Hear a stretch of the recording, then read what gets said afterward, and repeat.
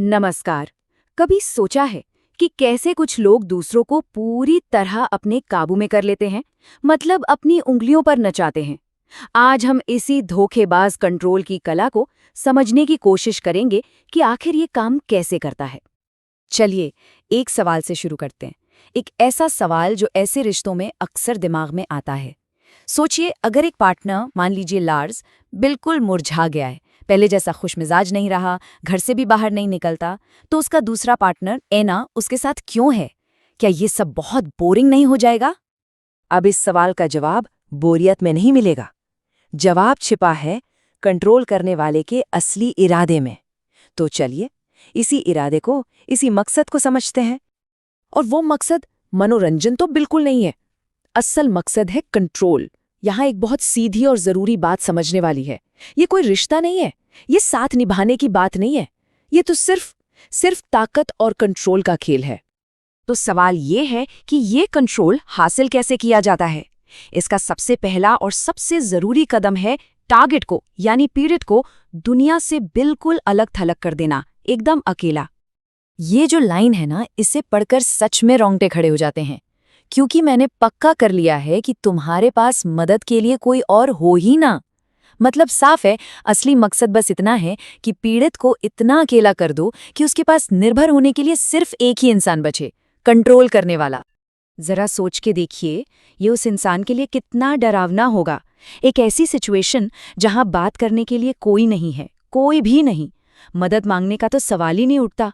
ये निर्भरता और अकेलेपन का एक पूरा जाल है जिसमें इंसान फंसकर रह जाता है। तो फिर अगला सवाल मन में आता है कि कोई किसी को इतना अकेला कर कैसे सकता है? इसका जवाब है एक बहुत ही सोची समझी, बहुत ही शातिर धोखे की पूरी प्रक्रिया के जरिए। ये पूरी प्रक्रिया काम कैसे करती है, ये यहाँ साफ दिखता है। पहला कदम, जो भी दोस्त यार परिवार वाले हैं जो सपोर्ट कर सकते हैं, उन्हें पहचानो। फिर उनके बारे में कोई झूठी चुभने वाली बात करो, और फिर पीड़ित को जाकर बताओ कि देखो, तुम्हारे उस दोस्त ने तुम्हारे बारे में ऐसा कहा है। बस शक और दुख के बीज बो दिए गए। बड़ी चालाकी से धीरे धीरे सारे रिश्ते खत्म कर दिए जाते हैं। इस तकनीक का एक खास नाम है गैस लाइटिंग, और ये इतनी खतरनाक इसलिए है क्योंकि ये सिर्फ रिश्तों को नहीं तोड़ती, ये पीड़ित के मन में ऐसा शक पैदा कर देती है कि उसे अपनी याददाश्त पर, अपनी समझ पर, यहाँ तक कि अपने दिमागी संतुलन पर भी शक होने लगता है। लेकिन एक सवाल अभी भी बाकी है। जो ये सब कर रहा है वो कंट्रोलर, क्या वो खुद भी कुछ महसूस करता है? और यहीं से कहानी और भी ज्यादा उलझ जाती है। और यहाँ एक बहुत ही चौंकाने वाली सच्चाई सामने आती है। ऐसे लोगों की इमोशनल दुनिया बिल्कुल अलग होती है। वो जलन या गहरा दुख असल में ये सब महसूस ही नहीं करते। वो बस इसकी एक्टिंग करते हैं, एक परफॉर्मेंस देते हैं।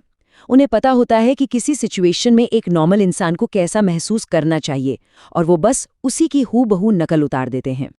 और अब समझ आया कि वो ऐना वाला किरदार बोर क्यों नहीं होता, क्योंकि असल में ये कोई रिश्ता है ही नहीं, ये तो एक परफॉर्मेंस है। उनके लिए ये एक खेल है, और वो इस खेल के डायरेक्टर और एक्टर दोनों हैं, और वो इसमें पूरी तरह डूबे हुए हैं। तो इस पूरी बातचीत का मतलब क्या निकलता है? ये सब जानना जरूरी क्यों है? चलिए जो मुख्य बातें हैं उन पर एक नजर डालते हैं। देखिए, सबसे पहली बात, मकसद साथ रहना नहीं, कंट्रोल करना है। और कंट्रोल के लिए सबसे जरूरी हथियार है अकेलापन, जिसके लिए सपोर्ट सिस्टम को तोड़ा जाता है। और ये सब होता है धोखे के जरिए। और हाँ, जो इमोशंस दिखते हैं वो अक्सर असली नहीं, सिर्फ एक सोची समझी परफॉर्मेंस होते हैं। इन बातों को समझना ही ऐसे धोखेबाज कंट्रोल को पहचानने का पहला कदम है। जानकारी ही सबसे बड़ा बचाव है। और आखिर में ये सब हमें एक बहुत गहरे सवाल पर लाकर छोड़ देता है कि अगर कंट्रोल ही सब कुछ है, तो फिर ये खेल है क्या? क्या ये सिर्फ पावर का, ताकत का एक नशा है, या फिर इसके पीछे कोई और भी गहरा और शायद कहीं ज्यादा खतरनाक मकसद छिपा हुआ है?